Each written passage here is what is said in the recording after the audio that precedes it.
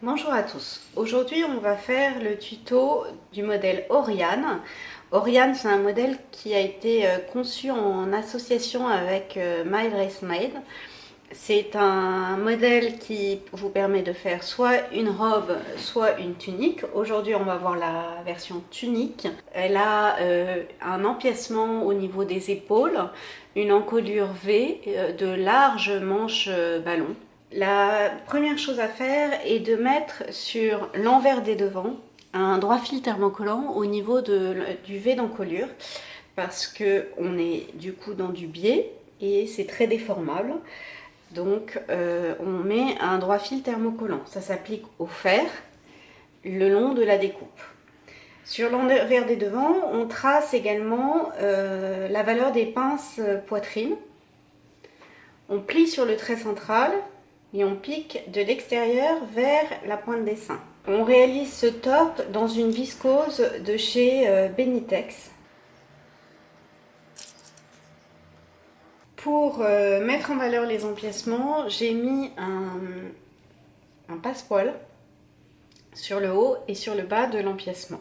Ça s'applique avec le pied pour fermeture à glissière standard et on pique au ras du boudin. On positionne endroit contre endroit en faisant correspondre l'écran de montage, l'empiècement au devant. On pique et on surfile.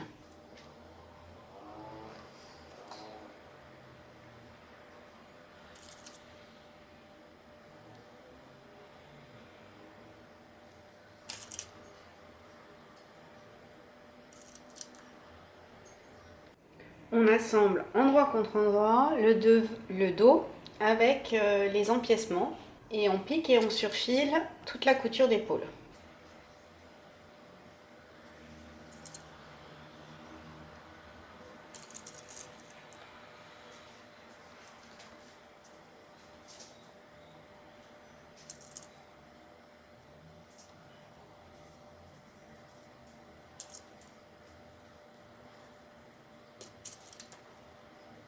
Donc on a assemblé le dos avec les empiècements d'épaule et avec le devant. L'encolure est finie par un biais. Dans les chutes de tissu, vous coupez un biais de 4 cm de large et de longueur minimum 90 cm. Sur un des côtés du biais, vous faites un retrait de 1 cm et vous repliez le biais en deux dans la largeur, donc envers contre envers. Et on va piquer le biais tout autour de l'encolure à 0,8. Donc je positionne le côté avec le pli sur mon milieu dos.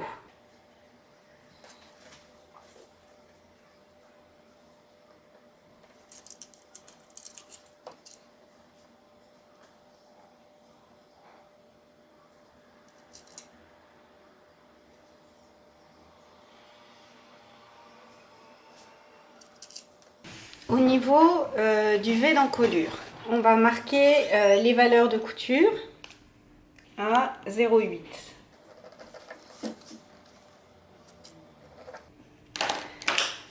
Donc on épingle et on va piquer sous la machine tout ce premier demi-encolure. Arrivé à la pointe du V, on laisse l'aiguille en position basse, on pivote et on fait toute l'autre moitié. On a piqué le biais tout autour de l'encolure. J'ajuste la longueur du biais.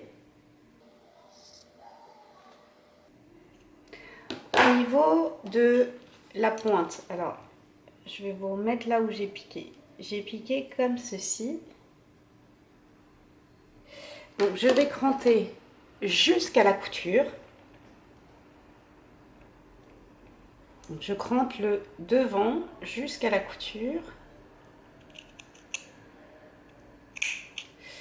Et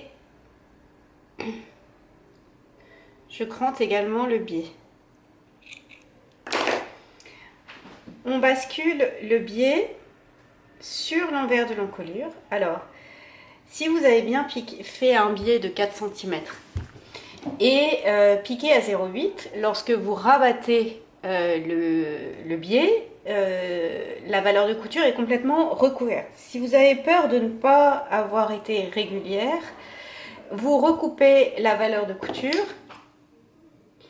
à 0,5 et vous rabattez le biais sur l'envers. Et on surpique à 2 mm du bord. On a rabattu le biais sur l'envers et surpiqué le bord à 2 mm. J'ai choisi ce type de finition car si vous voulez faire l'empiècement en dentelle ou si comme moi ici vous avez un tissu qui est un peu transparent, avec une parmenture ça serait pas joli. Ici ça fait une finition régulière tout autour de l'encolure. Donc là notre V il n'est pas tout à fait fini. On positionne endroit contre endroit les encolures et là vous voyez que par rapport au milieu devant j'ai un petit triangle qui dépasse. Donc par rapport au milieu devant ici j'ai un petit triangle qui dépasse. Donc on va piquer avec un aller-retour ce petit triangle afin d'avoir un V bien net. Et donc on a piqué le petit triangle et là on a un V qui a un bel angle. Donc maintenant on va s'occuper des manches. Donc ce sont des manches ballons avec beaucoup de volume. Donc on va passer tout autour de la tête de manche un double fil de fronce, c'est-à-dire qu'on allonge le point de sa machine au maximum et on pique deux parallèles à 0,5 et 0,8 du bord. On fait commencer les fronces, le fil de fronce au niveau des crans. Donc on passe deux parallèles. On a passé un fil de fronce sur la tête de manche, on tire sur les fils pour former les fronces. Ce qui est important, c'est de part et d'autre du début des fronces, on tire sur les mêmes fils, soit les fils du dessus, soit les fils du dessous, mais des deux côtés sur les mêmes fils, sinon à un moment donné, ça coince.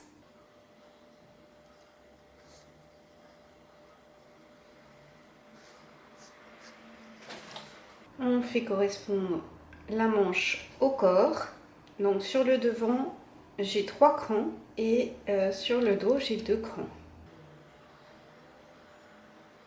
Fait correspondre les crans.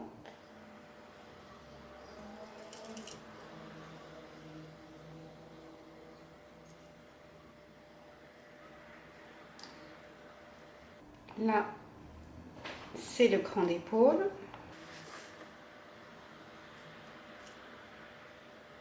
Et entre ces deux distances, on ajuste la longueur des fronces à la longueur de l'emmanchure. Et on répartit les fronces le plus régulièrement possible dans cet intervalle.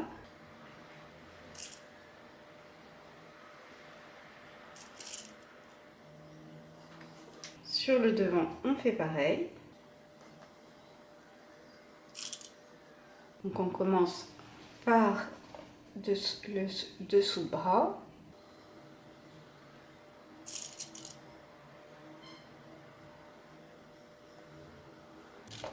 Les deux premiers crans. Le troisième cran, il correspond à la jonction entre l'empiècement et le devant. Et entre le cran d'épaule et le cran d'empiècement, on répartit les fronces régulièrement.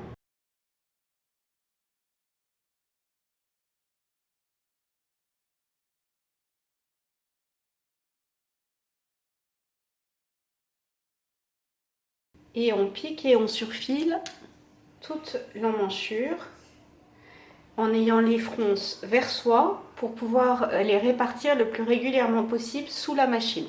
On a piqué et surfilé la manche au corps. Maintenant, on va faire la couture de dessous de bras et la couture de côté. Donc on positionne endroit contre endroit la manche.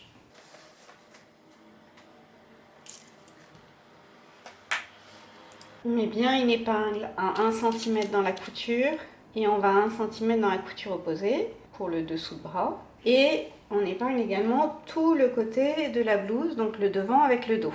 Et on pique et on surfile. Vous pouvez surfiler en couture ouverte ou les deux épaisseurs ensemble. Ça dépend un peu de l'épaisseur de votre tissu. Là, moi, c'est un tissu très fin, donc je vais surfiler les deux épaisseurs ensemble. Donc on a assemblé le côté de la blouse et le dessous de manche. Au bas des manches, on passe à un double fil de fronce. Donc comme pour la tête de manche, on allonge le point de sa machine au maximum et on pique deux parallèles à 0,5 et 0,8 environ. On tire sur les fils et on forme les fronces. J'ai marqué le milieu de ma manche pour bien pouvoir équilibrer le devant et le dos de la manche au niveau du poignet. Donc on tire des deux côtés sur les mêmes fils, soit le fil de canette, soit le fil du dessus, mais des deux côtés sur les mêmes fils. Sur les poignets, sur un des côtés, on repasse un rentré de 1 cm et on assemble endroit contre endroit les extrémités.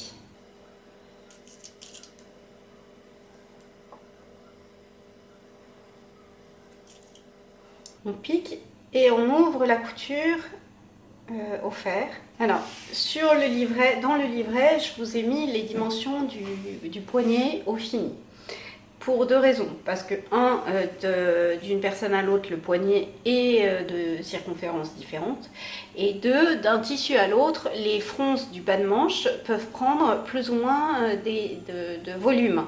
Sur le tuto de la robe, j'ai utilisé un crêpe viscose très épais.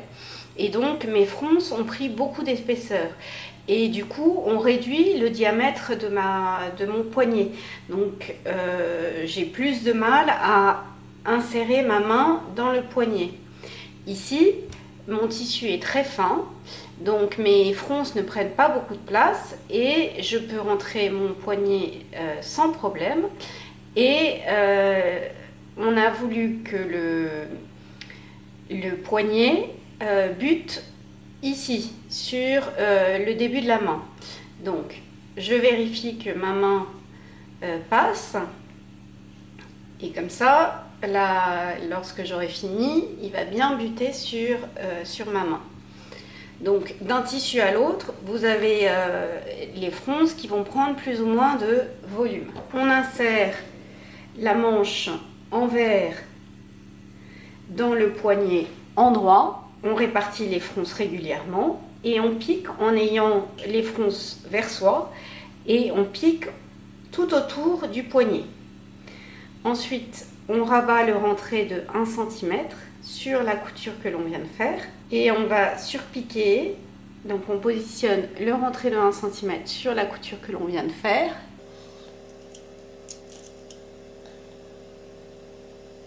On épingle tout autour du poignet.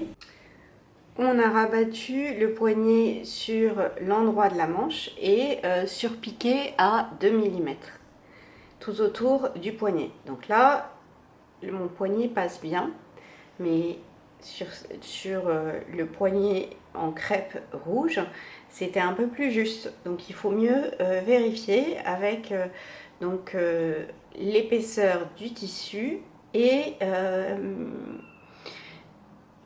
du coup le volume que vont prendre les fronces. Au bas de la blouse, ce qui est prévu, c'est un ourlet de 1 cm sur 1 cm. Donc on rabat 1 cm, puis on rabat un autre centimètre et on surpique à 2 mm.